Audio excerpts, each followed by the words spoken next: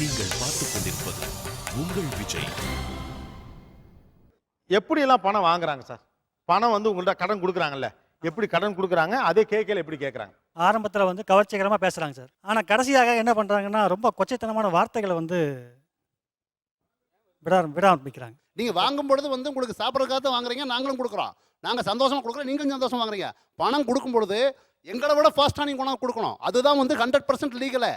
அப்படி இல்லாமல் நீங்கள் பண்ணக்கூடிய எல்லாமே தப்பு. நாங்கள் 100% ரைட் ஆனவங்க. நீங்கள் வந்து பார்த்தா வாங்குறவங்க வந்து 90% தான் சொல்ல முடியும். 10% மகா மோசமாக இருக்காங்க சார். அப்படி பார்த்தா வட்டிக்கு பணம் வாங்கின ஒரே காரணத்துக்காக வந்து வார்த்தை பேசுறது நியாயமா? ஆமாங்க, கொடுக்கலன்னு பேசுறாங்க சார். என்னுடைய மனைவி என்ன பண்ண முடியும்? உங்களை வந்து பார்த்தா கொஞ்சம் வேஸ்ட் முடியும். கொஞ்ச நேரத்தை நீங்கள் கொடுக்கல. பிரசவ செலவுக்காக பணம் வாங்கினேன். கம்மி தானே போயிருக்கிறோங்க. ஒன்று சார், நான் ஒன்று சொல்லிக்கிறேன். என்னுடைய பிரசவ செலவுக்காக பணம் வாங்கினேன். மனைவியோட பிரசவ செலவுக்காக பணம் வாங்கினேன். குழந்தை பிறந்தது. பணத்தை கொஞ்சம் கட்ட முடியாத சூழ்நிலையாச்சு. இந்த வாரம் இல்லைங்க அடுத்த வாரம் தரேன் இப்படி சொல்லும்போது கொச்சத்தனமாக என்ன வார்த்தை பேசுகிறாங்க. குழந்தை பத்துக்கு தெரியுது இல்லை, குழந்தை பத்துக்கு தெரியுது இல்லை.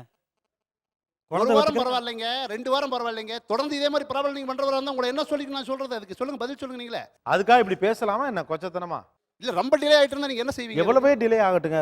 பேசலாமா பேசக்கூடாதுங்கிற ரைட்டு தான். நீங்க என்னன்னா பணம்ங்கிறது வந்து நம்ம எத்தனையோ வழிகளுக்கு மத்தியில் சம்பாரிச்சிருக்கிறோம். நம்ம வந்து பார்த்தோம்னா ஐயே சார், ரொம்ப சிம்பிள் சார். நீங்க தான் சொன்னீங்க கொச்சையா பேசாம என்ன பண்ணுவான் ஆமாங்க அப்படின்னு சொன்னீங்க. உங்க பணத்தை கொடுக்கலன்னா நீங்க கொச்சையா பேசுவீங்களா? கொச்சையா பேசுறதுங்கிறது வந்து என்ன, நீங்க வந்து பார்த்தா இன்னைக்கு வந்து 1000 ரூபாய் கட்ட வேண்டியது சொன்னா சார் இருந்தாங்க சார் 500 ரூபா தான் இருக்குது, என்னால முடியாம போய் சொன்னா நியாயம் இருக்கும். நீங்க வேணும்னு ஏமாத்தும் போது உங்களை என்ன சொல்ல முடியும்? நான் ரொம்ப சிம்பிள். முடியாம போய் நீங்க வேணும்னு ஏமாத்துறீங்க நான் ஃபீல் பண்ணா வட்டிக்கு பணம் வாங்கின ஒரே காரணத்துக்காக வந்து வார்த்தை பேசுறது நியாயமா? இல்ல, நீங்க வேணும்னு நீங்க என்ன மாதிரி 10 பேர் நீங்க வாங்கி வச்சிருந்தா நாங்க என்ன சொல்ல முடியும் உங்களை? நான் சார் ஒரே நிமிஷம். நான் வாங்கின கடனுக்கு என்னுடைய மனைவி என்னுடைய பிள்ளைகளை வந்து வார்த்தை பேசுறது ஆமாங்க ரைட்டுங்க. நீங்க என்ன மாதிரி இன்னும் 10 பேர் என்ன மாதிரி என்ன ஏமாத்த மாதிரி வாங்கி வச்சிட்டீங்க. ரோட் கட்ட மாட்டீங்க. தெருவுல குடியிருக்கேன் இல்லை சார், நான் ஒரு தெருவுல குடியிருக்கேன். 10 வீட்டுக்காரங்க பக்கத்துல இருக்காங்க. 10 பேர் மத்தியில வந்து நீங்க அப்படி பேசும்போது மனசு வலிக்குது. நாங்க வேணும்னே பேசுறீங்க. நீங்க பணம் கொடுத்தீங்க, நீங்க தாங்க எங்களுக்கு தெய்வம். மனசு வலிக்குது. நீங்க பணம் கட்டிட்டீங்க, நீங்க தான் எங்களுக்கு தெய்வமே. முதல்ல தப்பே பண்றவராவே கூட இருக்கட்டும், அதுக்காக அவர் மனைவியை அவர் குடும்பத்தை எப்படி நீங்க பேச முடியும்? இவர்கிட்ட வந்து ஏதாச்சும் சொல்லித்தான் வாங்கி தான் தரணும். அதுக்கு என்ன பண்ண முடியும் சொல்றீங்க நீங்க? இப்ப அப்படி பேசுறது சரிதான் சொல்றீங்களா? அப்ப நீங்க சரிதான் சொன்னா குறிப்பிட்ட நிலைக்கு மேல எல்லாமே சரிதானுங்க. வேற என்னங்க சொல்ல முடியுதுக்கு? சார் ரொம்ப சிம்பிள் சார். இந்த வார்த்தையுடைய வலி உங்களுக்கு தெரியுதா? ஒரு சாமானிய மனுஷன் என்ன சொல்றாரு? பேச வந்து இறக்கப்பட்டு இருந்து பேச விடுங்க. ரப்பர் மரம் வந்து தொடர்ந்து காயப்பட்டுருச்சு. நீங்க ஜீசஸ் சார் நீங்க ஒண்ணே எப்படி பேசுறீங்க? அன்பா கேளுங்க. ரப்பர் மரம் வந்து ரொம்ப காயப்பட்டதுக்கு பின்னாடி சொல்ற வார்த்தை இது. நீங்க தேவையில்லாம சத்தம் போடுறீங்க சார். ரொம்ப சிம்பிள். வேற யார்ட்டையாவது கொடுங்க. இது சரியா இப்படி பேசுறது? ஒரு குழந்தை பிறந்திருக்கு, புள்ள மட்டும் பெத்துக்க தெரியுதுல அப்படின்னா அது எவ்வளவு வார்த்தைகள்லாம் வருது. அந்த மாதிரி கேவலமா பேசுறது தப்பு தான் சார். அவங்க ஃபர்ஸ்ட் கேஷ் கொடுக்கும்போது ஃபிக்ஸ் பண்ணி தான் கொடுக்குறோம், எவ்வளோ இன்ட்ரெஸ்ட்டு இத்தனை மாதத்தில் கொடுத்துடணும்னு சொல்லிட்டு. சார் தவறு நடக்க தான் செய்யும். 2 months ஆர் 3 months நடக்க தான் செய்யும். அவங்க ஒத்துப்பட்டு தானே சார் கேஷ் வாங்குறாங்க. அதுக்கப்புறம் அவங்க எங்கே ஏன் சாபிக்கிறாங்க? 3 வாரம் பணம் கட்டாம விட்டுட்டு சார் வந்து அடுத்த நாள் வந்து கேட்ட கேள்வி கெட்ட வார்த்தை திட்டினாங்க சார். ஊர்ல பெருவாரியா இப்ப அப்படித்தான் நடக்குது. 2 வாரம் 3 வாரம் காசு கொடுக்கலனா ஏன்னா அப்படி பேசினா கொடுத்துருவாங்க அப்படிங்கிறதுக்காக கூட இருக்கலாம். ஆனா அப்படி பேசலாமாங்கிறதா கேள்வி. அதாவது சார், ஒருத்தர் போய் வந்து வசூல் போறாரு. வசூல் போறவர் வந்து ஒரு குடும்பத்தை தரக்குறவாவோ மனைவியோ மக்களே பேசுறதுக்கு யாருக்கு ரைட்ஸ் கிடையாது. அது குற்றம். அப்படி யாராவது நீங்க பேசணும்னு சொல்லி ஸ்டேஷன்ல கம்ப்ளைண்ட் பண்ணா அதான் கந்து வெட்டி ஆக்ட்ல போட்டு 6 மாசம் உள்ள போட்டுருவாங்க. தெரியுங்களா? ஆளை வச்சு மிரட்டுறீங்க சார். யாரோ ஒருத்தர் தவறு பேசிருக்கலாம், தன்னுடைய தனக்கு மிஞ்சி அந்த கோபத்துல ஏதோ பேசிருக்கலாம். எல்லாரும் வந்து இங்க இருக்கிறவங்க தவறு பண்ணவங்களா? ஒரு நிமிஷம். அப்படி ஒரே ஒரு ஆள்லாம் பேச கிடையாதுங்க. ஆமா சார். இது வந்து இப்போ ஒரு விஷயத்தை செய்யறோம்னா பல பேர்கிட்ட ஒரு ரெக்கார்ட்லாம் கேட்டு தான் செய்வோம் இல்லையா? ஆமா சார். பெருவாரியான இடத்துல இதை ஒரு யுக்தியாக பணம் கொடுத்தவங்க பயன்படுத்துறாங்க. அதான் உண்மை. யாரோ ஒருத்த மட்டும் பண்றான் அப்படின்னு சொல்லாதீங்க. குறிப்பா எங்கள் பகுதியில் பாத்தீங்கன்னா சார், தாழ்த்தப்பட்ட சமூகத்தை அதிகமாக பணம் கொடுக்குறாங்க.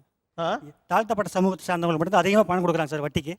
என்ன காரணம்னா அவங்கள மட்டும் வந்து ரொம்ப தரக்குறைவாக விமர்சிக்க முடியும். அவங்களால வந்து இவங்களை எதிர்த்து அவங்களால போராட முடியாது. அது ஒன்று. ஆளை வச்சு மிரட்டிடுறாங்க சார். சட்டம் வந்து எங்களுக்கு சாதகமாக கிடையாது. இப்போ வந்து சட்டம் வந்து எங்களுக்கு சாதகமாக கிடையாது.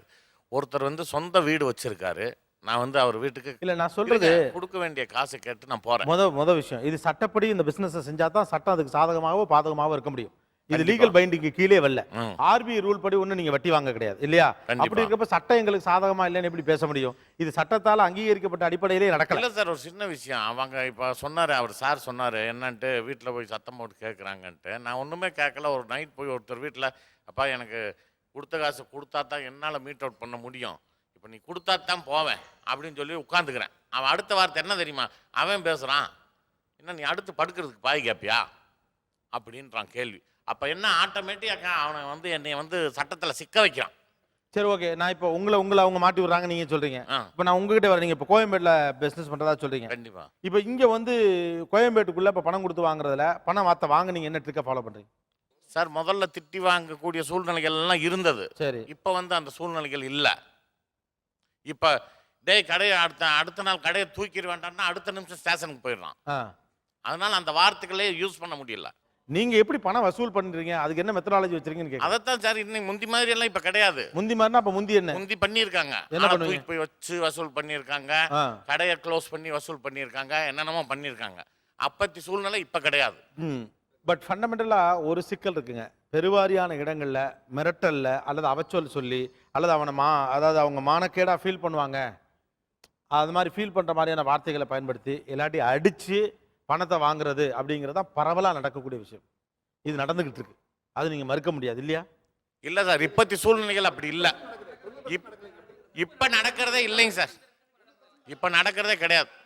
எனக்கு தெரிஞ்சு ஒரு ஒரு ஒரு ஆண் வந்து கடன் வாங்கியிருக்காருன்னா அவனால அந்த கடனை திருப்பி கொடுக்க முடியலன்னா அவன் தலையை கூட நீங்கள் எடுத்துடலாம். ஆனால் நீங்கள் என்ன தெரியுமா பண்ணுறீங்க, வீட்டுக்கு போயிட்டு வீட்டில் இருக்கிற பொம்பளைங்க கிட்ட போயிட்டு உங்கள் அக்காவை அனுப்பி வை, உங்கள் அம்மாவை அனுப்பி வை, இப்படிலாம் சொல்லி ஒரு ஆணால இப்படி ஒரு வார்த்தையை கேட்டதுக்கு அப்புறம் இந்த சமுதாயமே அவனை உயிர் வாழ்றதுக்கு அனுமதிச்சாலும் அவனால அதை தாங்கிக்க முடியாது. நீங்க வந்து அப்ப கோழைகள் அடுத்த நிமிஷம் வந்து சார், கம்ப்ளைண்ட் பண்ணீங்கன்னா இல்ல இல்ல ஒரு நிமிஷம் இருங்க. சார் ஒரு நிமிஷம். இது என்ன சார் கம்ப்ளைண்ட் பண்றது, கம்ப்ளைண்ட் பண்ணாதான் அடுத்தது சார்.